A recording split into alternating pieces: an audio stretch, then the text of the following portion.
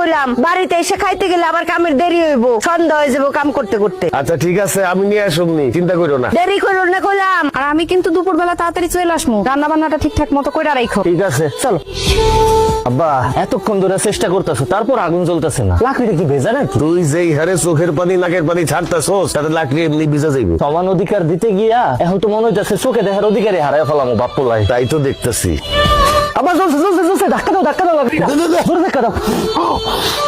ও ভাবি, আপনি কে? কিস্তি আলি। ভাবি কই? আপনি আলিফের বউ না? হ্যাঁ আমি আলিফের বউ, কিন্তু আপনার বউ কই? বাপের বাড়িতে গেছে। ভাই আহে নাই, আপনি এসেছেন কেন? আরে ভাই, প্রত্যেকদিন কি আপনার ভাইরই আসতে হইব? তার অন্য কোনো কাজ থাকতে পারে না? শরীর খারাপ হইতে পারে না? আগামী 15 দিন আমি কিস্তি তুলবো। ভাবি তো 3 সপ্তাহের কিস্তি বাকি, তাড়াতাড়ি টাকাটা দেন। 3 সপ্তাহের কিস্তি রেডি করে আছে, আসেন। কই? টাকা তো ঘরে। নিয়ে আসেন। আরে বাড়িতে এসেছেন, নাস্তা করবেন, কথা বলবেন, আসেন তো ঘরে আসেন। মানে কি? কিস্তি 3টা জায়গায় 6টা দেবো, 3টা খাতা উঠবেন আর 3টা আপনার জন্য বোনাস। ও তো বাপের বাড়ি, বুঝেন না? হরামির বাচ্চা, তুই এসব কি কইতাছস? কিস্তি দেবো, আসেন না একটু ভিতরে। তোরে জুতোটা দিয়া পিডামু, তোর কিস্তি আলিফ আইসে নিব।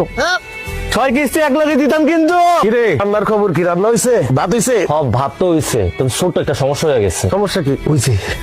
করছস নাকি? তুই তো সব ভাত ফেলাই দিছস। এখন আমি তোর মাল লেগে কেমনে ভাত নিয়ে যাবো? তাহলে তো দুপুরের মধ্যে খাবার নিয়ে যেতে কইছে। এ আব্বা, আমি তোমার একমাত্র পোলা। ভাতের মার গালতে গিয়ে আমার হাতটা পুড়ে গেছে, সেটা নিয়ে তোমার কোনো চিন্তা নাই। তুমি আসো, মাল লেগে কেমনে ভাত লয়ে যাবে সেই চিন্তা লইয়া। তোর মার ভাত যদি আমি সময় মতো না নিয়ে যাই, তুই জানোস আমার খবর করে দিব। বউয়ের শাসন কি জিনিস, বউয়ের যন্ত্রণা কি জিনিস, তুই কি বুঝবি? এমন কইরা কইতাছো মনে হইতাছে তোমার একারই বউ আছে। আমার বউ নাই, আমি তারে কেমনে খাবার দিব সেটা কও। এটা বুদ্ধি দাও। এক কাম কর, উঠা মাটির থেকে সব ভাত উঠে ধুয়ে ফেলা। এই ভাতি ওকে খাওয়াবো, আমরা পরে রান্না করে খাবো। ঠিক আছে। তরকারি অবস্থা কি তোর? দেই তরকারি রান্না শেষের পথে, লবণটা দেখো তো। দেই লবণ হইছে।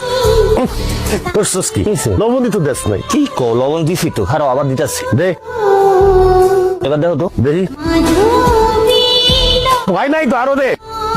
এবার দেখো, ফুসকেন সব হারাইয়া ফলাইছো। তুমি তো একই চামচের থেকে বারবার লবণ সাইকা দেখতেছো। লবণটা হইবটা কেমনে? এখান থেকে দেখো, পাতিল থেকে দেখো। দেখো ঠিক আছে। ইয়াল্লাহ, এত লবণ দেয় মানুষ? তুমি নিজেই তো আমার লবণ দিতে কইলা, তাহলে এখন কি করুম? পানি দে, বাইন্ডাম।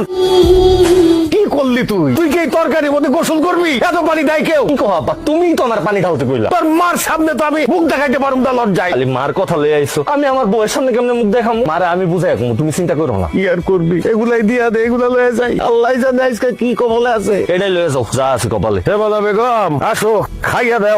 আসো। এই বিকাল বাজে 4টা, তুমি এত করে খাও না? একটু দেরি হয়ে গেল, কি করুম কও? খাও। কামাক গেছেন আমার? মোরে কামাক গায় নাই, একটু ঠিক মতো কাম করতে হইব। আমার কাম আমি বুঝুম। আর দুইয়া তুমি আমার সাথে খায় নাও।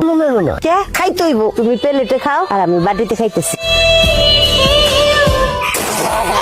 প্রথম রান্না করছি তো, এর লিগে একটু বড় সুস্বাদু হয়েছে।